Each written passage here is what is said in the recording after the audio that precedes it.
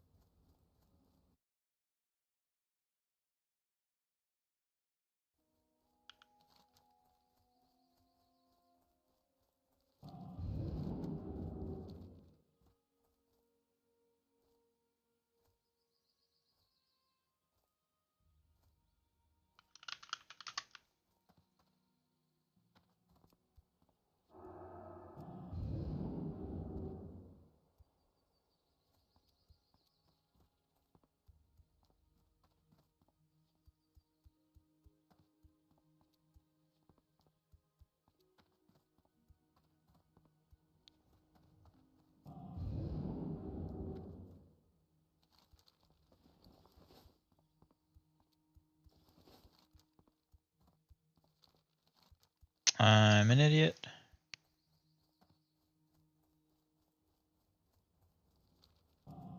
Go sell some shit real quick.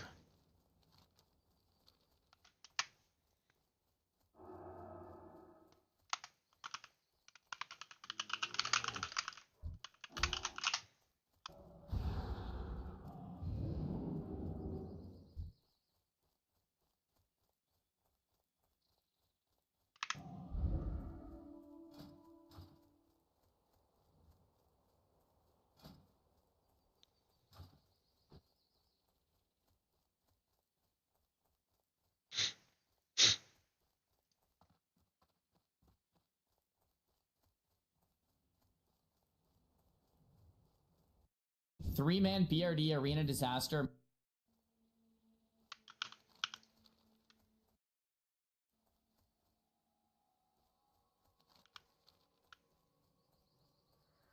It's crazy.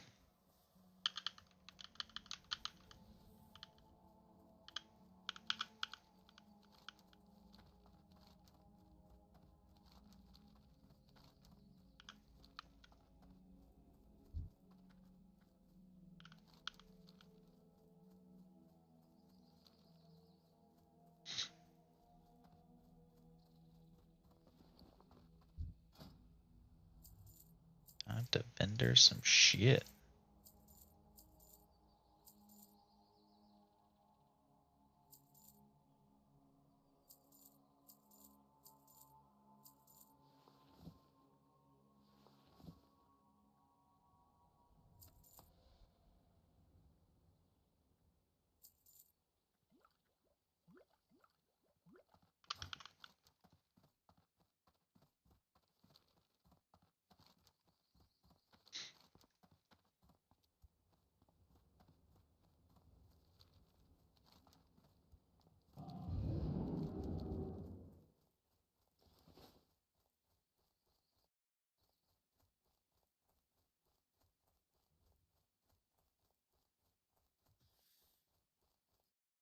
Book of Boba Fett and Obi-Wan, deep character drama, then what you will hear through the course of this review may resonate with you in a way you weren't expecting. And for that, you are this video's target audience. Spoilers, of course. With all that out of the way, here we go. Is that the best you got? How long we hang on, how far we get, how many of us make it out, all of that is now up to us. To describe the story of Andor as the backstory of a rebel would be somewhat like describing the Odyssey as the story of a boat ride, or Death Stranding as the story of a delivery man, or the Sistine Chapel as the story of a painting very far up. It omits the complexities, the layering, the nuance of the experience, and reduces it to its barest narrative bones. It is easier to review and break down art when it lacks the brushstrokes that make it such, because real art is not only experienced but extracted, remembered, relatable, revered, and inspiring. When a substance grows so human that its themes become self-sustaining, that it effortlessly reignites itself at the forefront of your imagination, When how you see the world is providentially impacted by the medium of sound and perspective and the collision of consonants, you know you've created something special, and why reviews like this are so daunting. Perhaps the greatest accomplishment of art is how it balances the rhetorical examination of the human condition, even for those who maybe wished for something less subversive. What Andor's 12-episode run does along that balance for a seemingly pedestrian main character is layer the narrative investment horizontally and frequently.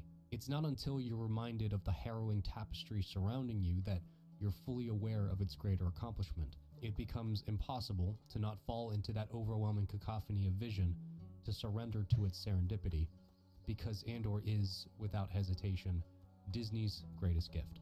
A staggering, unyielding masterpiece. Kill me. Or take me in. In order for such a series as this to exist, it needs a character to be our eyes on the ground, and Cassian Andor has masterfully fulfilled that role, more than many of us were ever expecting. On the surface, Andor is unremarkable, yet it wasn't about telling a story about him, but through him. Cassian is used as an anchor for other people's griefs. Luthen's angst, Mon Mothma's fears, Bix's pains, B2's struggles, Marva's sacrifice, Dedra's determination, Cyril's insanity, Nemik's hopes, Kino's realizations, all of these characters are evolved through the use of Cassian as a refracting lens. Cassian may seem one note to the song of others, but his job was never to be the leader.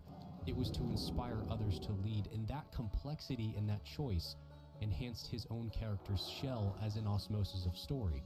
One that, again, is an anchor for the development of others, and through their progressions, the common denominator is still Cassian Andor, still his resiliency, and still his eyes that align everything into frame. We use him as an emotional anchor to tell a story about the continuity of others, and that is such an awesome way to tell a story. Luthen Rael has quickly become one of my favorite people in all of Star Wars. The Empire is treated with the same level of respect and care and fear as it was during the original trilogy. Mon Mothma is one of the most captivating characters we've ever seen. Dedra is pure evil. B2 Emo is given a serious role where he can shine and break the mold of droids to sell toys. The attention to detail in every scene and set and character and word is just too much to put in one review. The moment I begin to hone in on one thing, all I'm thinking about is everything else. To give a small insight into the brilliance of the quiet of Andor and the message it provides, look no further than when Andor arrives on Narkina 5 and succumbs to the reality of his situation. But instead of fighting it immediately or throwing away a dumb quippy line, the show takes its time to sit in the reality, to contemplate and accept the situation, and to do the only human thing you can. Accept it, adapt to it, survive it, but get to work. It's moments like this where the focal point of the scene is clear, but Andor instead decides to show us the details on the fringe. What makes the scene feel unnerving is when the story knows it's time to simply listen and digest a situation, giving your emotions the credence they need to fill in the gaps and earn that investment. It was never about big cliffhangers or massive showdowns with Andor. It was about telling a story that matters with people that matter even more, in a way that shows the very best and worst of what it means to be alive. This is one of the best TV series I've ever seen. This is the best a Star Wars project has ever been. This is the best thing Disney has produced in the modern era. This is the quintessential Star Wars experience. There is no show that compares to this. Star Wars, when truly understood, is like poetry. It rhymes.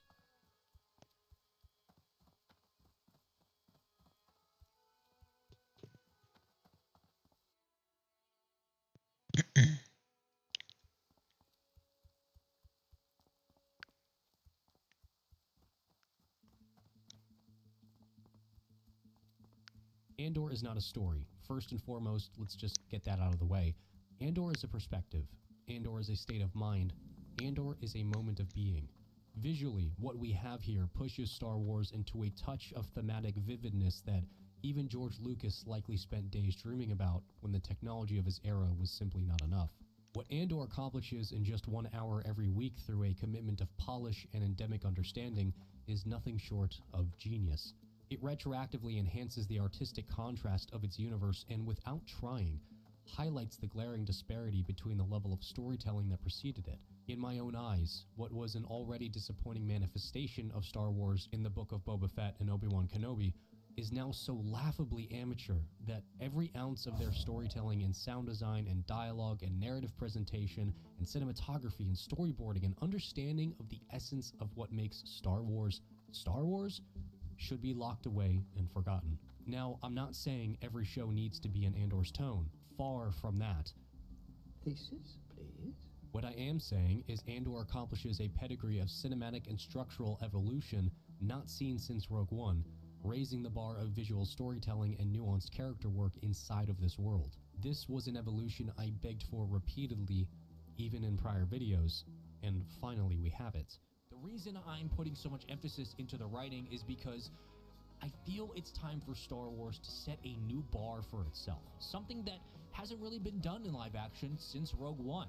I've seen so many takes from other YouTubers about how Andor doesn't feel like traditional Star Wars, and I am never one to call out others. That's not who I am, that's not what I do, and I don't even have 10,000 subscribers, but I have no idea what they're talking about. There is nothing here except authentic, traditional Star Wars in every iota of every scene and shot in this series. What Andor accomplishes that no other project has even come close to is reintroduce the feeling I first had as a kid watching the original trilogy. I didn't know entirely what the politics were about, I didn't fully comprehend the world and the complexities of it, but I believed it all because no one was on a narrative pedestal and everything was earned. I believed it all because the trident of Star Wars storytelling, spectacle, action, and message were so bold and vibrant that I was sucked in. I believed the actors and their progressions, I believed the world and its natures, I believed the heroes and their reasonings. I believed the Empire and its legitimacy, and above all, I believed the world that existed because it was treated seriously by everyone involved. That feeling of authentic, slow churn storytelling that simply gives a damn about what it's doing and what it's saying has eluded me since those days. It has escaped me since Rogue One, and yet somehow this series shot me back to a time when Star Wars wasn't a joke. I, again, was a young kid feeling like I was experiencing a universe so rich and so important for the first time, where the stakes mattered and the people did too. Andor felt like the natural next step in George Lucas's original vision, and that, my friends, is fantasy in its highest forms, and my god, is it art. I am in awe of the staggering accomplishment that Andor strove to provide in one of the most pivotal and tumultuous eras of Star Wars culture. A lesson about the human condition where everything played out the way you expected it to, but the twists along the way were subtle and written with attention to the details. It felt inevitable and full of purpose. That is why it worked. No one changes the world alone, and no one doesn't change it at all. But what you become at the cost of your mission is all that speaks when no one's left to listen. So, what does it look like to build a rebellion? What does it really look like? Not the war of it all, but the toll it takes. Andor asks you sit in the silence to listen and breathe, and then the answer comes.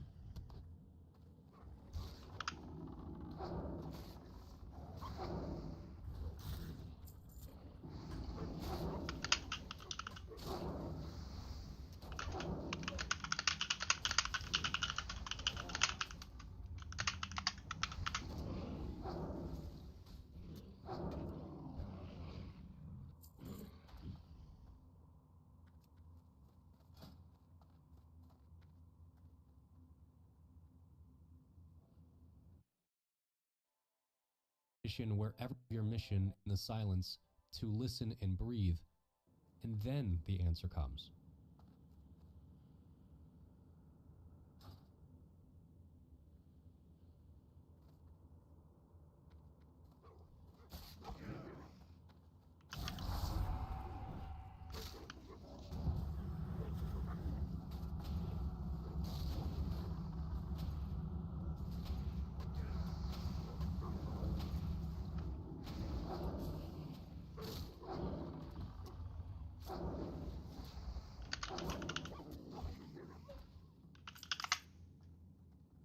What Andor does that so many interpretations fail to do is texturize the world of Star Wars. Rather than the glossy, coloring book nature of its counterparts, Star Wars here exists graphically. entirely three-dimensional and oozing of cohesive identities. Each new environment and perspective and discovery is given air to be taken in the same way it would in real life, with quiet contemplation and appreciation. Layered atop of all this silence is a story about the costs of climbing. The internal logic is set, the characters play their parts, and the rules of the stage aren't broken.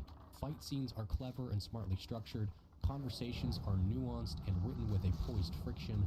The politics takes the theater of the prequels and the tones of the original trilogy and mashes it together into something more. Scenes are given room to breathe and exist independently of the plot, and the plot is one of the best origin tales I have ever had the pleasure of viewing. Andor is the most quiet and thoughtful expression of Star Wars I never knew I needed, but will forever be in debt to. There is not a wasted shot, a wasted moment, a wasted line of dialogue, nor a wasted interaction. Every step is a considered one. There is no absence of mind, just a level of confidence in storytelling most only dream about. Every second of this show has something important to say. Whether you're listening or not is up to you. But if you are simply a fly on the wall of something grand and overwhelming as the world keeps its pace moving with the tension of 1,000 coiled strings. The budget spared no expense, the world is so immense, and the canvas it dances on punches back in a way I never thought possible for this franchise. A visceral, violent, and necessary evolution unlike anything before. Acoustically, Andor's sounds and music are rivaled only by the original saga. The music is transportive and used in a way that every decision from Andor to Mon Mothma feels like an avalanche of anxiety is about to suffocate you if the next scene doesn't begin immediately. This is the best a Star Wars score has been since the prequels, further enhancing the most dramatic of chases, the loudest of fight scenes, and the quietest of contemplations. Visually, Andor has no rival. It's not a hyperbole to say that the cinematography of Andor wipes the slate with what we thought was possible for dramatic storytelling in a TV series. Foot soldiers carry such unsuspecting instability, while the gravitas of the Empire's sprawling fingertips reinforces the cohesion between atmosphere and definition. The argument that this show only works because no legacy characters are running the ship is so asinine and completely out of left field. This show works because it has the best written characters and dialogue of any Star Wars media ever created on this earth. Tell him, bro. Its writing was pathetic. Andor succeeds because its writing is outstanding. From quips to conversations to situational logic to monologues to pathos to perspective to building upon the framework of every character, this is the best dialogue ever put in Star Wars, making it far and away the greatest interpretation of Star Wars since Empire Strikes Back. Legacy characters have failed because they weren't treated with the same level of respect or nuance as every character in this show, and this layer of polish, from design to implementation to execution, has never existed before inside this world, and we should celebrate that triumph when possible. A world that feels so palpably authentic, with analog technology that science fiction fans in the 50s would likely conjure up when asked what the future looked like. The set pieces, from the warehouse shootout to the Eye of Aldani to that labyrinth of a prison system that brings a shade of evil to the Empire we haven't seen since A New Hope, is all the necessary icing atop this thesis-level narrative cake. To say nothing of the story that pulses beneath every set piece as the heart of a competent, compelling, and mature perspective on this wondrous world. Politics, war, sacrifice, action, speeches, environments, it's all so damn good all the damn time. I just can't stop thinking about everything this show is. Tony Gilroy presents his universe as a forest. Andor asks you to accept that the forest exists independently of the trees, that it exists in spite of those trees, and no matter how many trees that rise or fall, the forest is still the forest. Each tree can operate as loudly or quietly as it wishes, and every leaf on every branch of every tree is a pocket of canonical soup with layers of broth to plunge your spoon into. It isn't until you cut down a tree that you see its rings, and these rings recount the passage of time. These rings tell age and maturity. What does it mean to then bring those rings to the surface, to see their marks day after day after day? What does it mean to take a hammer to them and strike them so forcefully, so unapologetically, that you can't help but watch these rings expand, where even their own expanse begins to corrupt the overpacked roots? Now, take that understanding, and if you choose to accept it, I want you to look at the individual trees in this forest and follow them. What do you see? Is it a perspective on causality? Is it the unnoticed underlings that convene carefully out of the corner of every crevice as a complex shadow rolls over the branches of this world? How do you define the condition of humanity when stripped of it? And how do you tell that story visually, narratively, thematically, tonally, and canonically? Andor does it. And as always, thanks for watching.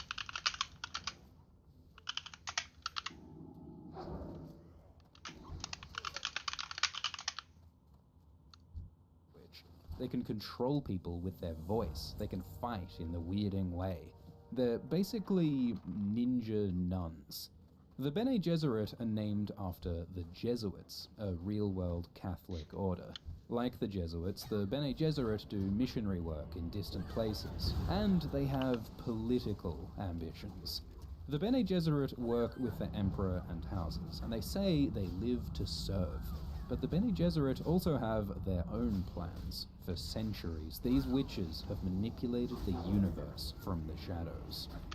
So, Dune is about a galactic empire with medieval politics. It's a sci-fi future that rejects technology and instead focuses on the power of the human mind.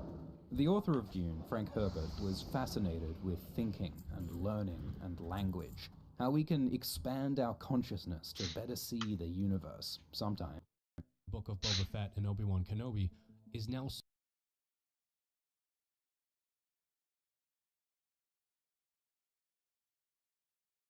How do you recapture the spark of magic that makes Star Wars one of the most beloved franchises in existence? How do you bring that galaxy far, far away into a modern context without sacrificing the core identity of the Star Wars universe? If you had asked me these questions only a short while ago, I would have told you that it was impossible. And then they released Andor. Andor is perhaps the most important piece of Star Wars media to have been released since A New Hope came out all the way back in 1977. And the reason why is simpler than you might think. You see, Andor takes the world George Lucas built in the original trilogy, the political undertones of the prequels, and the modern sensibilities of the Disney-era films, and combines them into what is some of the best television I've seen in years. I could talk for hours about all the ways this 12-episode Star Wars project is utterly brilliant, but that would go against the spirit of what makes Andor so great. Ultimately, a great deal of the magic of this show comes from the fact that it never fails to be as subtle as it is succinct. There is a hidden depth to everything that happens in this show, and yet every aspect of the storytelling remains clear and concise, and no aspect of Andor encapsulates this more so than the dialogue. So today, let's take a look at some of the best quotes from Andor and unearth the hidden meaning that lies within. Our first quote is from episode 5 of Andor. After revealing to Cassian the seemingly petty reason why Lieutenant Gorn is helping them, Vel simply states that everyone has their own rebellion. This quote perfectly captures the moral ambiguity of each and every character in this show. Unlike in the movies, there is no clear-cut line between good and evil. Some people do bad things for good reasons, and others do good things for bad reasons. It's impossible for any one person to definitively state that. From a moral perspective, is Cassian, who is only on Aldhani for the money, any less valuable of a contributor than, say, Nemec, who is fully on board with the ideology of the rebellion? Is someone like Mon Mothma, who gets to continue living a life of luxury, sacrificing any less than those who are camped out in the dirt? Furthermore, this quote also encapsulates the struggles someone like Luthen faces when attempting to unify all the various rebel cells. Sure, they're all mad at the Empire, Empire, but for wildly different reasons. Would it be easier for someone like Saw Gerrera to accept aid from Luthen? Of course, but how can he trust that Luthen's end goal is in alignment with his own? From a literal strategic perspective, they do all have their own rebellion, and that's arguably the thematic core of Andor. Until people realize that they are fighting the same battles as the person next to them, large-scale change can't be achieved. A unified force can change the world, but until we look past the things that seem to divide us, we'll continue to struggle alone. Next, we have a quote from none other than the galaxy's favorite mama's boy, Cyril Karn. At the tail end of episode 2, Cyril confronts the men under his command and timidly explains that There comes a time when the risk of doing nothing becomes the greatest risk of all. And ooh boy, is there a lot to unpack here. In a vacuum, this quote makes a valid point. Failing to intervene when there is something wrong being done can often result in that same wrong being done to you. However, in the context of the show, this quote takes on a whole new meaning. See, Cyril as a character is meant to show us how ambiguous the line between justice and oppression can be. He strives to do what is right in the eyes of the law, but most people would argue that the laws he enforces are inherently corrupt. His idea of the right thing to do is dousing people's hope and crushing their spirit. Furthermore, it turns out that the rebellion and the Empire share a lot of the same ideology. The key difference is their end goals. The rebellion is fighting for freedom, whereas the Empire is simply fighting to preserve the Empire. They're both willing to use any means necessary to achieve victory. The thing that defines both sides is what they are fighting for. Cyril's attempt at a cliched speech cleverly shows the audience how language can be manipulated in order to frame corruption as justice. But then how do you know whether something is truly wrong or right? Great question. Why don't we ask our boy Nemec? The scrawny Aldani drops a whole lot of wisdom in his short time on the show. However, his most impactful sentence is simply, The Imperial need for control is so desperate because it is so unnatural. basically, Nemec is pointing out the fact that you know something is unjust when it is solely maintained through enforcement. People naturally seek justice, whether or not the law frames it as such. But corruption takes effort and constant maintenance. It results in a desperate clinging to the status quo,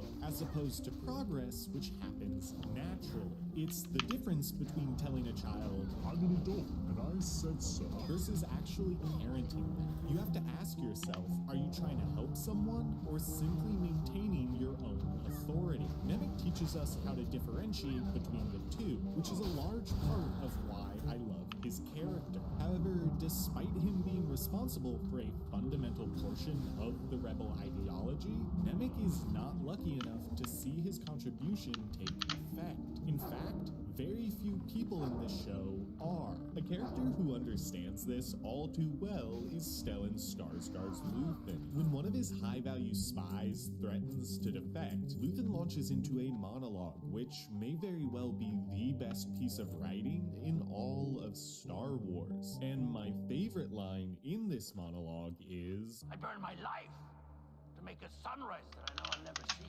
aside from just being a top-notch piece of poetic dialogue, this line also captures the dramatic irony at the center of this show. The audience knows, with a few seldom exceptions, how all of this is going to play out. The rebels win, the Empire falls, and many of the characters, including Cassian himself, won't live to see it happen. A character like Luthen, who is the brains behind this whole operation, can never be the face of the rebellion. He won't get a big ceremony like Han, Luke, and Leia, or watch from the background as a Force ghost like Obi-Wan, Anakin, and Yoda. Instead, he's resigned to experience the same fate as Cassian and the crew of the Rogue One, to become a hero that no one remembers. The showrunner, Tony Gilroy, loves to make the audience question whether or not the ends justify the means, and this is compounded further by the question of who will even survive to see the ends they are working towards. Luthen sacrifices his dignity, his morality, and his place in history, all all because he has faith that what he is trying to accomplish with the rebellion is worth it. He uses tactics that resemble what made people resent the Empire in the first place. He sacrifices good men in order to protect the Alliance itself. He goes to such great lengths that he hardly knows who he is anymore. But the one thing he does know is what he is fighting for. And in Luthen's case, that's all he needs. Speaking of great monologues about sacrifice, it would be easy to highlight any individual portion of Andy Serkis's speech during the prison break. But there's actually a single sentence made up of only 3 words that makes his character Kino so memorable. Having somehow managed to survive the entire escape attempt alongside Cassian, Kino stands on the precipice of freedom, looking out at the vast ocean in front of him, and quietly reveals that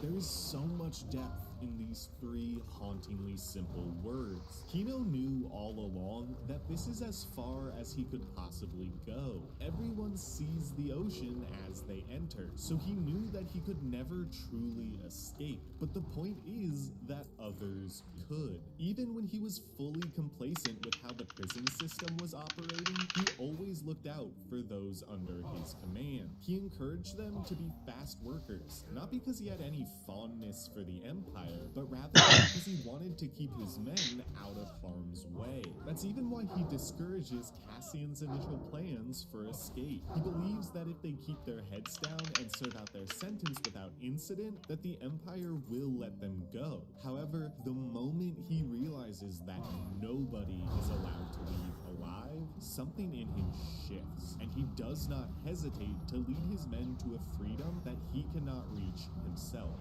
In addition to the actual words being said, Andy Serkis's performance speaks volumes. Cassian looks back, confused why Kino isn't jumping, and rather than looking scared or full of regret, there is a visible joy on Kino's face. Sure, this is the end of the line for him, but it's so much further than he ever thought he would get. His final moments were spent standing tall in defiance, rather than bowing down to a corrupt oppressor. As he looks down at the escaped prisoners below, he can rest easy, knowing that he did his job and gave hope to others. Speaking of inspiring hope, Cassian's mother Marva probably sparks the biggest wave of rebellion we see in this first season. Her fierce tenacity and unwavering belief in the rebellion is what gives others on Ferrix the courage to finally fight back. But my favorite quote from her isn't about rebellion, and honestly, it's not even about Star Wars, but it is perhaps the most important bit of dialogue spoken throughout the entire show. Having gained enough money from the Aldani heist, Cassian returns home and begs his adoptive mother to come with him, but Marva refuses. Unwittingly inspired by Cassian's actions on Aldani, she is determined to stay on Ferrix and fight the Empire. When Cassian pleads with her, pointing out that he'd never be able to stop worrying whether or not she was alright, Marva simply replies, That's just love. Nothing you can do about that. This quote perfectly captures both the theme of the show and what it means to be human. To truly care about something other than yourself is the most vulnerable a person can be. To love someone and feel their struggles and sadness as your own is to let a part of yourself go and never truly be in control. But for that same reason, to love is the greatest possible act of rebellion. Oppression relies on people caring only for themselves. It divides us and makes us feel alone, so we can't come together to enact change. But love proves that we are never alone, that a part of us remains with each and every person we care about. When you are open to love, you allow yourself to gain strength from those around you. And with enough of that strength, anything is possible. You see, that's the core message of Andor. Cassian is afraid to support the rebellion because he only trusts himself. He doesn't know what it means to be a part of something greater, and therefore self-preservation is his #1 motivator. But as the words of characters like Marva and Nemik slowly begin to sink in, he realizes that there are more important things to preserve than himself. He allows himself to be part of something even greater, and the love he develops for that cause is what turns him into one of the rebellion's greatest heroes. I'm Dylan, and this has been The Writer's Block.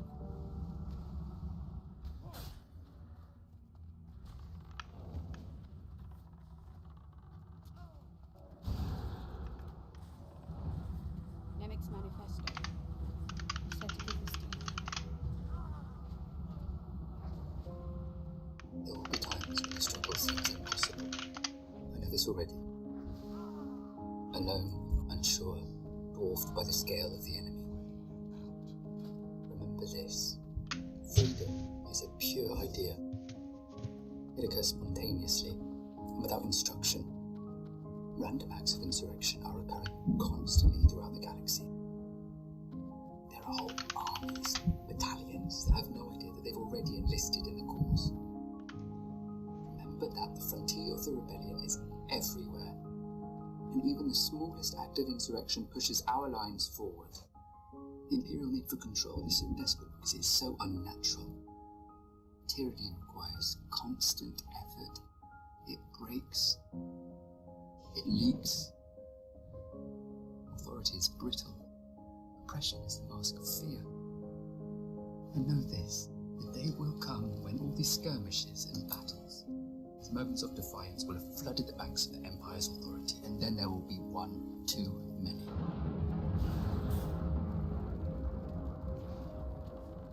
One single thing will break the siege.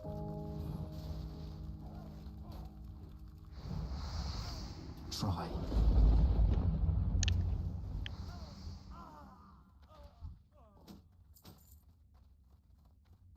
Andor is brilliant. This is a show that is nothing like what we've gotten before. The characters, the world building, the story, the production is all top tier in this series. In this video, we're gonna dive deep into Andor and what makes it arguably the best Star Wars show on Disney+.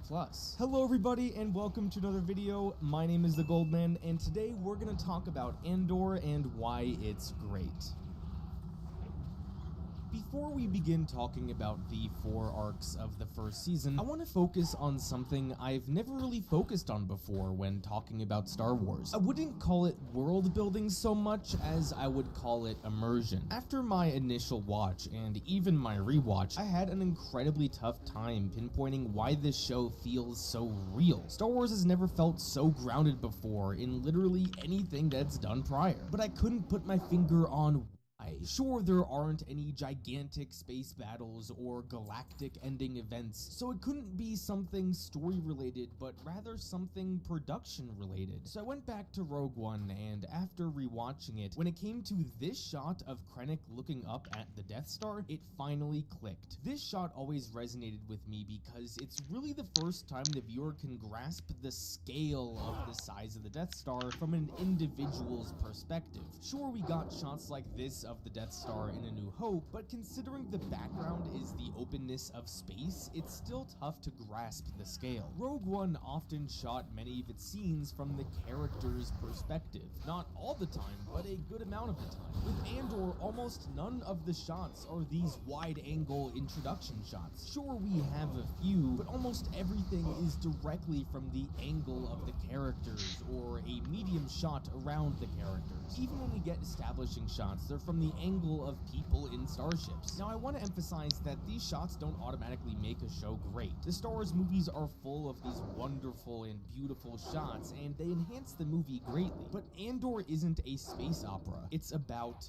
people. I'll get more in depth with this in a bit, but the whole theme of Andor is how rebellions and empires are mostly run by normal people. If this show wants to focus on normal people, then the best thing it could do is try and put the audience in the perspective of the people. Like these one shots of the TIE fighters flying by. Never has a single TIE fighter seemed so menacing. When looking at it from the perspective of an individual on the ground, then of course a TIE fighter will be threatening. Moments like these and moments like Cinta looking up at a Star Destroyer are what grounds Andor in realism. Another way it does this is by adding such incredibly minor details that viewers can subconsciously relate with. In The Force Awakens, something that always has been on the back of my mind is that during the Starkiller base lightsaber lightsaber fight, none of the characters seem full. Rey is out here in her outfit made for the desert, but seems completely unfazed that she's on a snow planet. Any normal person would probably get pneumonia. This is such a minor detail that it doesn't take away from the scene, but it's something I've always noticed. With Andor, in this one arc where they're on Aldhani, you can see their breaths in the forest. This is the shit that I notice, and it adds realism to the environment. Another thing that the show does is showing people eating and drinking constantly. This is something I never thought would matter, but seeing people be grossed out by some weird drink is relatable. I liked how in one of the earlier episodes, Bix wakes up and asks for some coffee. She says calf, of course, but we all know what it means. Some say minor details like this or the architecture of buildings take away from the immersion of Star Wars, but to me it totally enhances it. Almost every person drinks coffee to start their day, so why shouldn't people in Star Wars? If Bix woke up and rolled up to a Starbucks, then yeah, that would break my immersion, but simply asking for calf does not. One aspect of this show that gets praised is the lack of the volume. I don't like this point, because the volume is an excellent piece of revolutionary technology. What I do feel is fair to say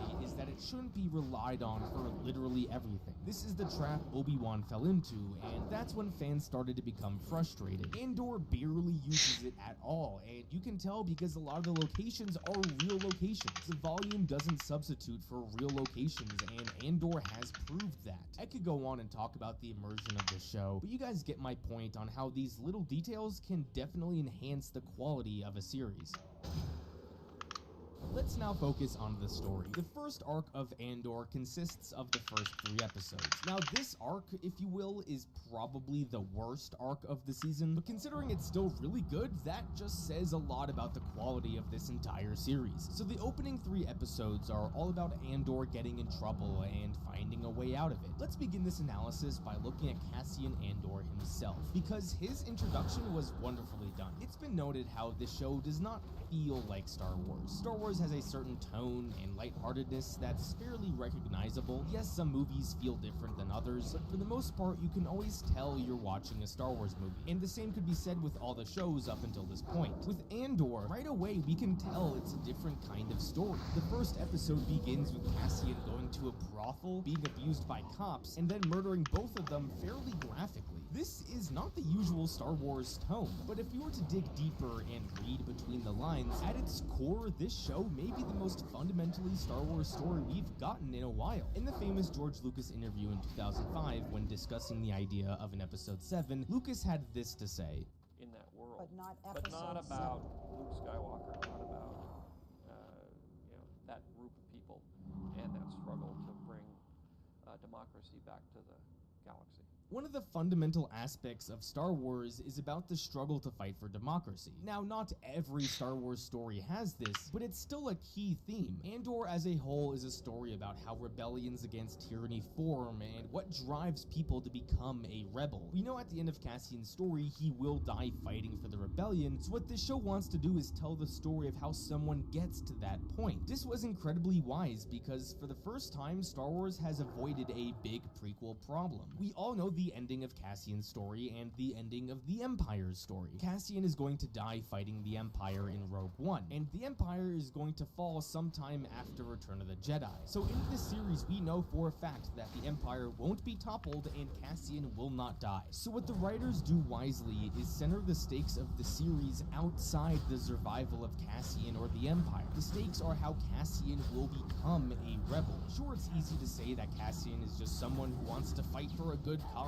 but human beings are far more complicated than that. I assume everyone watching this video wants good things to happen to the world, but how many of us would be willing to go to the lengths that Cassian does? In Star Wars previously, what's caused people to join the rebellion has been rather simple. A bad event happens, let's fight the Empire, or my friends are rebels, so I will become one too. Andor wants to explore how one makes that jump from imperial hater to committed rebel. Cassian's story begins with him not being that guy. Cassian isn't interested in fighting fighting for a larger cause. He just wants to find his sister and avoid trouble with the Empire. Cassian has no love for the Empire, and this is shown numerous times in the first 3 episodes, but he's not at the point yet where he's willing to fight them. He's willing to inconvenience the Empire for his own gain, but not far enough to become a rebel. Now, Cassian doesn't go on an arc in these first 3 episodes. That's gonna happen later in the season. But at the beginning of the story, it's important to establish a character's morals and beliefs, and that's what this first arc does. These opening 3 episodes set up Cassian's arc, but more on that later. Sticking with the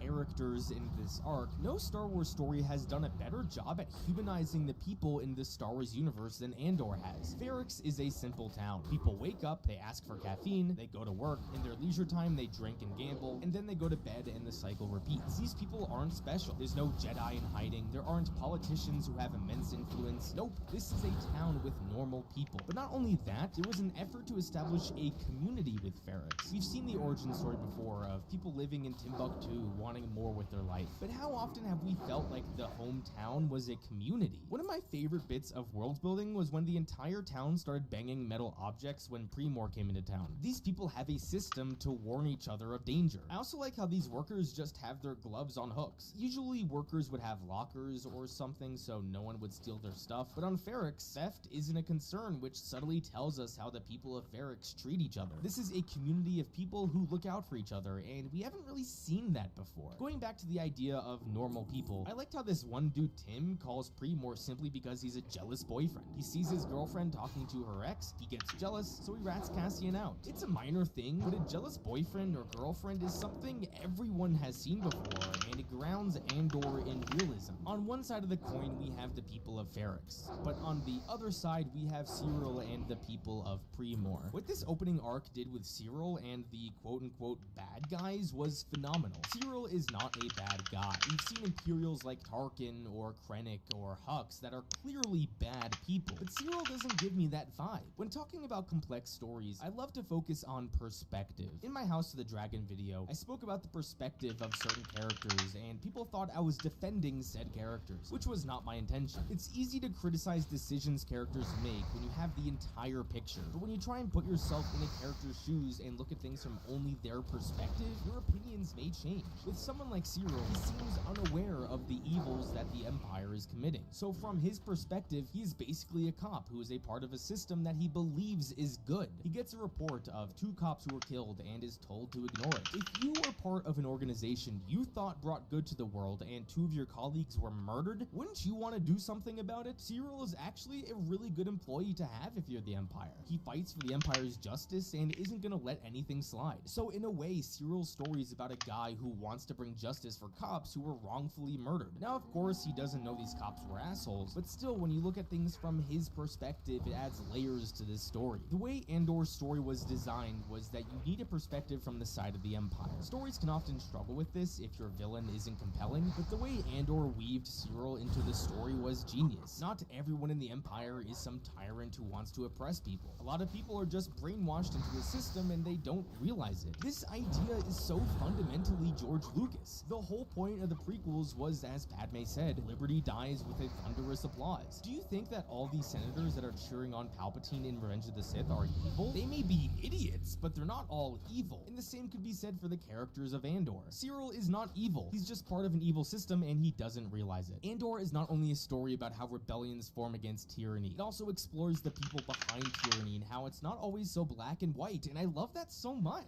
God, Andor is so genius in the way its story is crafted.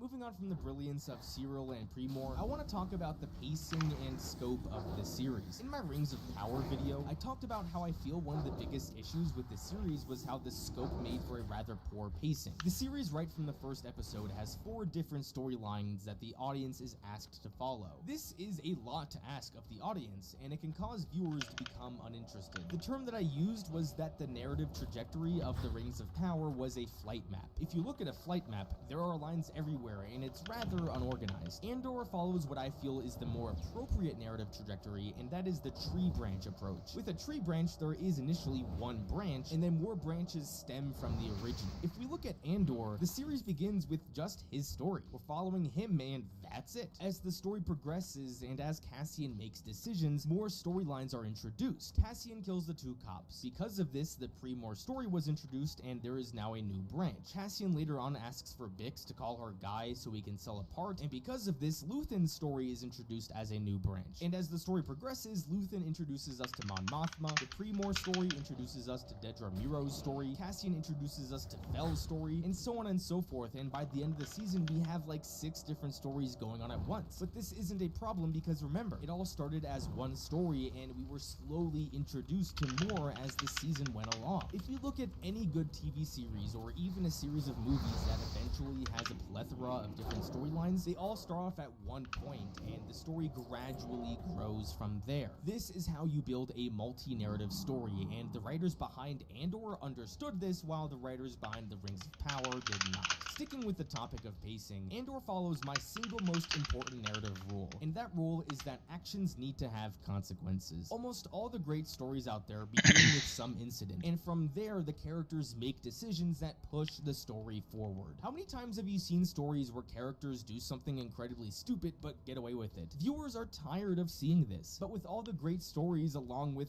Andor as well, everything that happens is a realistic consequence of a decision Cassian made. In fact, every narrative beat that has happened in season 1 of the show can stem back to Cassian killing those 2 cops. If he doesn't kill the cops, then he's not in a rush to meet Luthen. If Cassian never meets Luthen, then he doesn't take the job on Aldhani. If he never takes the job on Aldhani, then they don't succeed. If the attack on Aldhani doesn't succeed, then the Empire doesn't impose stricter laws. If that doesn't happen, then Cassian doesn't get thrown into jail. And if that doesn't happen, then he never leads an escape and becomes a rebel. Moving back a bit, if Cassian never kills the cops, then Pre-Mor never goes to Ferrix. If Pre-Mor never goes to Ferrix, then the Empire doesn't go to Ferrix. And if the Empire never goes to Ferrix, then they never rebel in the final episode and start a revolution. When you have a story like this, where every action has a consequence and that leads to the next story point, then your story has momentum, and that's important. Without momentum, stories become uninteresting and viewers lose interest. Andor is a story where characters make decisions, and those decisions have realistic consequences that push the story forward. And I love that. Those are the positives I have to say about the first arc of the series, and those are some pretty good positives to have. But as I said earlier, I do think this arc is the worst of the 4 arcs in the series. So why is that? Well, the main reason why is because all the things I just mentioned don't really pay off until the 3rd episode. Usually a good TV series has payoffs and setups in every episode, and then the finale is just payoffs. With the first 2 episodes, it's all setup and no payoff. So while as an arc, I think the story works great, as 3 individual episodes, I feel there's more to be desired with the first 2. Lucasfilm was smart to release the first 3 episodes at once, because if they just released the first one or even the first 2, I believe a lot of viewers would have lost interest. I'm gonna dive deeper into this a bit later, but I feel a big reason why this show doesn't have great viewership is because people probably watched the first episode and checked out. If you look at the first episode of The Mandalorian or even the first episode of Obi-Wan Kenobi, those pilot episodes end with momentum leading into the 2nd episode. I can't say the same with Andor. The other aspect of this arc that didn't work for me was the flashbacks. The flashbacks take up a decent chunk of the first 3 episodes, but they don't add anything to the story. We learn that Cassian was taken away from his people and hasn't seen his sister since then. But what else does it add? That Cassian has been in this fight since he was 6 years old? Sure, I guess, but that's not really true. Is it absolutely crucial that we see how Marva adopted Cassian? The story could have just made Marva Cassian's actual mother, and the story would play out the exact same way. Now, I didn't time the runtime of the flashback, but I feel like it took up a decent amount of time. If you remove the flashbacks and just have the first arc play out in 2 episodes, the pacing would have been significantly improved. But those are really the only criticisms I have for this opening arc. Even though I feel it is the weakest of the season, it is still an excellent opening to the series and sets up even better things to come. Before I continue on with this video, an incredibly low amount of my viewers are subscribed to this channel. So if you're enjoying this video, please consider subscribing. It would really make me happy. The second arc consists of episodes 4 through 6 and is mostly about the Aldani attack. The scope of the first 3 episodes was pretty much Cassian's point of view and Cyril's point of view. In this arc, the story greatly expands to Cassian, Cyril, Luthen, Mon Mothma, and Dedramiro's point of view. Now, these new points of views aren't just thrusted upon us. We are introduced to these characters when they become relevant to Cassian's story. Luthen was in the previous arc, but we start to learn more about him in this arc. Then through him, we meet Mon Mothma and her story. And on the flip side, we are introduced to Dedramiro's story once the Ferrix incident happens, which interests her. So piggybacking off what I spoke about in the first arc, this is how you gradually expand the scope of a story, and this series continues to show us that it understands that. Let's begin by talking about Cassian. What is the purpose of this arc for Cassian? The first arc was pretty much about kicking off the story and showing us what kind of person Cassian is. I would argue that the second arc was all about exposing him to the rebellion and the different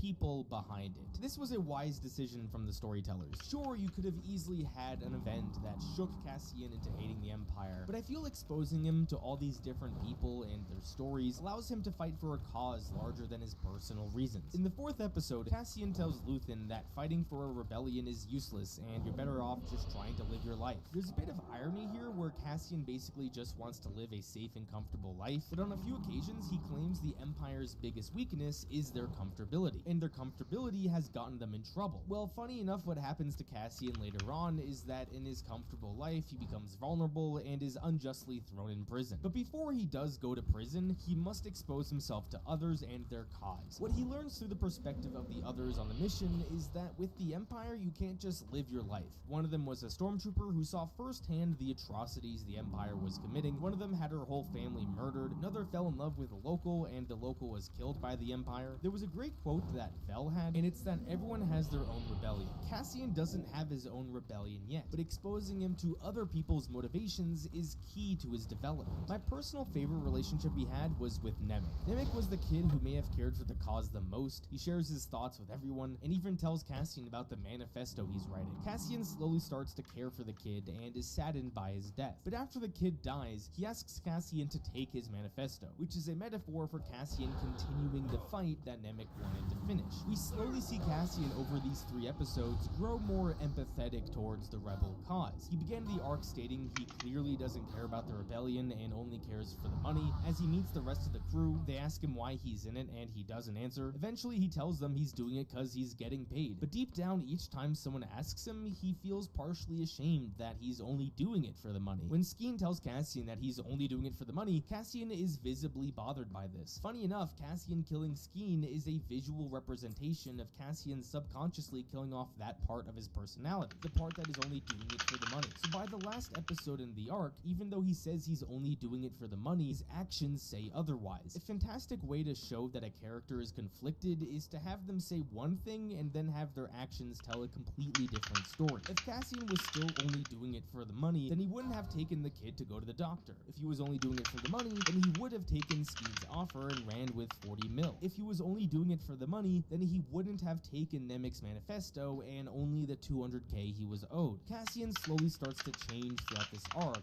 and that is how great character arcs are done. When we take a larger look at this arc and what its purpose is for the wider story, the arc is about showing us all the different kinds of people that are a part of the rebellion and the different ways in which they rebel. Remember, this show isn't just about how one man finds his way into fighting for the rebellion. It also wants to examine all the different kinds of people that are not only involved with the rebellion, but with the Empire as well. We learn a great bit about Luthen as well. One thing Rogue One tried to explore was the different extremes of the rebellion. They had Mon Mothma and the rebellion we know, and then there was Saw and the extremists. Luthen, on the other hand, is someone in the middle. He definitely has a darker streak to him. We see that with how he tells Vel that Cassian is exposable, and later on we see it with the Krieger attack. What I found to be far more interesting about Luthen's story is how we see rebellions really form. Rebellions don't form through council meetings where people gather together to organize attacks. Rebellions really form through secret meetings behind closed doors where people put on a facade. Luthen and Mon Mothma only can discuss details of the rebellion when they're hiding in the back of a store. When they're in public, if you will, they have to play the game of politics. To me, that was so fascinating and was a far more realistic depiction of the origins of a rebellion than, say, what we saw in Star Wars Rebels. Sticking to the politics, for the first time in Star Wars, we get to see the story unfold from Mon Mothma's perspective. This show makes a clear effort to show us that rebellions start with ordinary people and the sacrifices they make, but it's not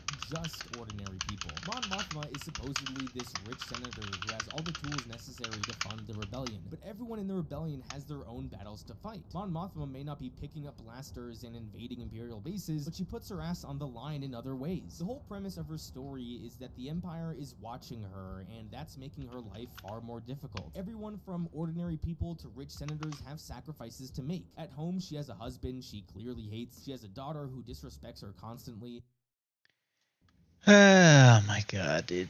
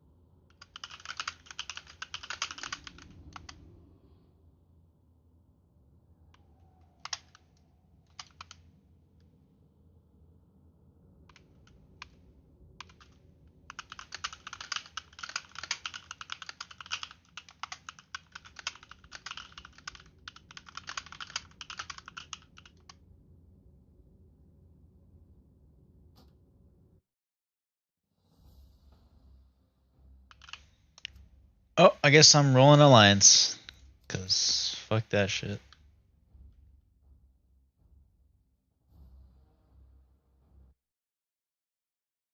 I wanna see what happened actually.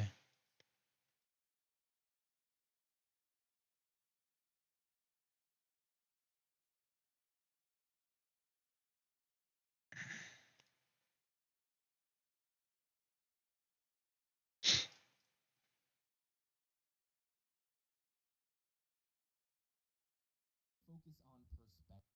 Opening to the series and sets up even better things to come. Okay, so this is where we pull. Let's see. It's useless, and you're better off to show us that it kicking off the story and show us that it understands that this arc for Cassian is. I would argue that the second arc was So boom, right off the bat I get hit. I know it's like an LOS. This was a wise decision from the storytellers. Sure, you could have easily had an event that shook. Okay, so he has aggro now. But I feel exposing him to all these different people and their stories allows him to fight for a cause larger than his personal reasons. In the 4th episode, Cassian tells Luthen I have aggro now. rebellion is useless and you're better off just God, I should have LOS that. irony here where Cassian basically just wants to Like, look, he's like running back and forth. Like, he doesn't know where to go. weakness is their comfortability, and their comfortability has gotten them in trouble. Well, funny enough, what happens to Cassian later on is that in his comfortable life, he becomes vulnerable and is unjustly thrown in prison. But before he Like, I'm just... I have full aggro. what he learns through the perspective of the others. Oh my god, and then I get hit by that. You can't just live your life. One of them was a stormtrooper who saw firsthand the atrocities the Empire was. This dude is doing no fucking damage. What is this dude even doing? One of them had her whole family murdered. Another fell in love with a local, and the local was killed by the Empire. There was The pet gets fucking one shot. and it's that everyone has their own rebellion. Cassian doesn't have his own rebellion, and the local was killed by the Empire. There was a great quote that Vel had, and it's that everyone has their own rebellion. Yeah, did he even... What the fuck? Did he even... He wasn't even looking at me. Oh, no, he was. He like changed for like half a second. Cat died. And here's he's casting right now. I just didn't see he was casting at me. A sheep. This guy just gets fucking one shot. He fucking whacks me for 235. Oh my god.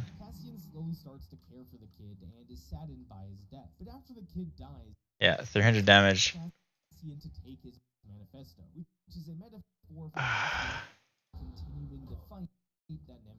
It gets resisted. I should have just been running, dude. Did I get stunned? No, I just stood there. Oh, I did get stunned. Okay. Wow, he was so fucking close to dying too. He began the arc stating he clearly doesn't care about the rebellion and only cares for the money. As he meets the rest of the crew, they How do I clip this? There we go. Cassian continuing the fight that Nemec wanted to finish. Before he does go to prison, he must and stormtrooper who saw first fire. There was a great family murdered. Another fell in love with a local, and the local just lived. Can I like see the ending or what? Unjustly thrown in prison. But before he does go to prison, he must expose himself to others and their cause. What he learns through the perspective of the others on the continuing the fight that Nemec wanted to finish. That's when I die. I die like right there. Oh no. Rebellion is useless, and you're better off just trying to live your life. There's a bit of irony here where Cassian basically just wants to live a safe and comfortable life, but on a few occasions he claims the Empire's biggest weakness is their comfortability, and their comfortability has gotten them in trouble. Well, funny enough, what happens to Cassian later on is that in his comfortable life he becomes vulnerable and is unjustly thrown in prison. But before he does go to prison, he must expose himself to others and their cause. What he learns Basically, if I didn't get hit by the shit earlier, I'd have been fine. One of them was a stormtrooper who saw firsthand the atrocities the Empire was committing. One of them had her whole family murdered. Another fell in love with a local. I could have blinked. I could have potted. I could have done a bunch of shit. And it's that everyone has their own rebellion. Cassian doesn't have his own rebellion yet, but exposing him to other people's motivations is key to his development. My personal favorite relationship he had was with Nemec. Nemec was the kid who may have cared for the cause the most. He shares his thoughts with everyone, and even tells Cassian about the rebellion for Cassian continuing the fight that Nemec wanted to finish. We slowly see Cassian over these 3 episodes grow more empathetic towards the rebel cause. He began the arc stating he clearly doesn't care about the rebellion. He asks Cassian to take his manifesto, which is a and is unjustly thrown in prison. But before he does go to prison, he must expose himself to others and their cause. What he learns through the perspective of the others on the mission is that with the Empire, you can't just live your life.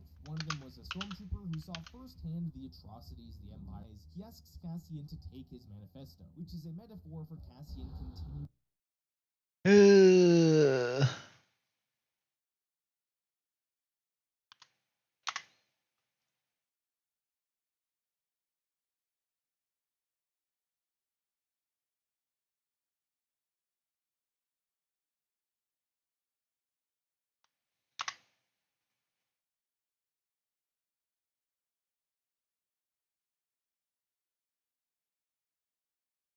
What happened here? Stacks with intellect, but OMC.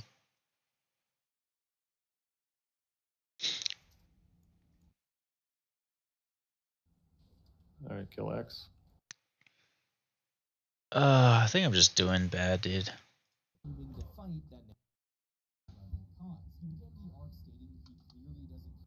I think I'm just doing bad, dude. Yeah.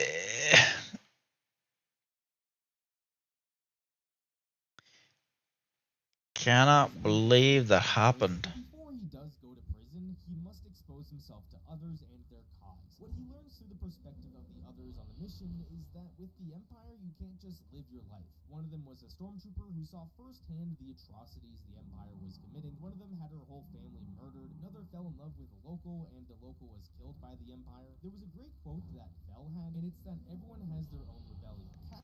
Bro, this is the most I've died ever, and it's official, which is easier than unofficial. I don't get it. Cassian doesn't have his own rebellion yet, but exposing him to other people's motivations is key to his development. My personal favorite relationship he had was with Nemec. Nemec was the kid who may have cared for the cause the most. He shares his thoughts with everyone, and even tells Cassian about the manifesto he's writing. Cassian slowly starts to care for the kid and is saddened by his death. But after the kid dies, he asks Cassian to take his manifesto, which is a metaphor for Cassian continuing the fight. If I blinked here, I'd have been fine. I don't know why I didn't. I had blink. Oh no, I potted. I did pot. I just potted. But after asking about the manifesto he's writing, Cassian slowly starts to care for the kid and There's the pot. But after the kid dies, he asks Cassian to take his manifesto. So he like comes by me, and he he whacks me for 344 damage, and then stuns me. I should have just blinked away, and he tried to heal. Dude, he would have died right here, and I would have been fine. Look how close that is. Wow. Alright.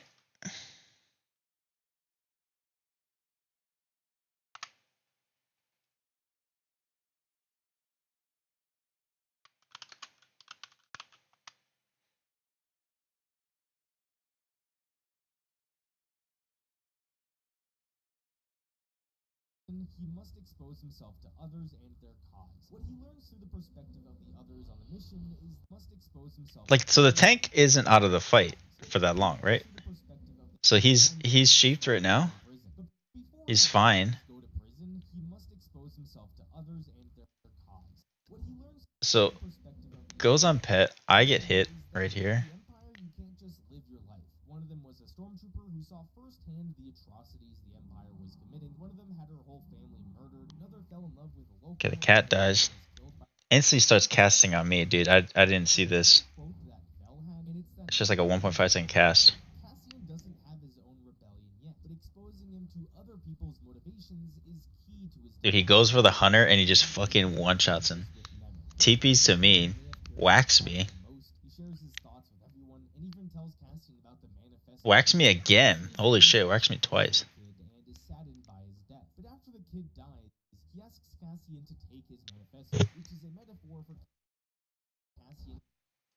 He gets Frost Nova? Oh no, he just resists it. And I get stunned. Boom. Wow.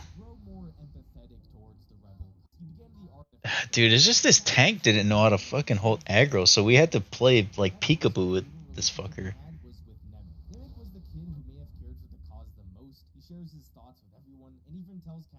Oh my god, dude, he teleported on me too, like perfectly. If he didn't teleport on me there, I'd have been fine. Fuck, it is what it is though. It is what it is. So much death. So much. Make a, I don't know what we're gonna make.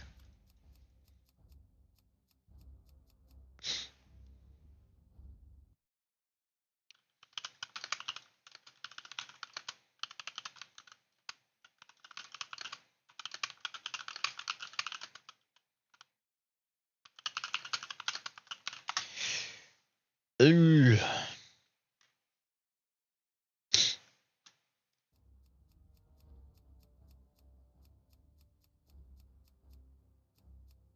Night Elf.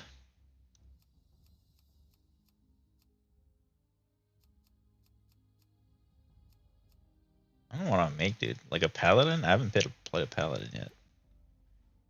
What do I want to play? Hunter. I don't know. I don't know what I play. I think I'm gonna take a break.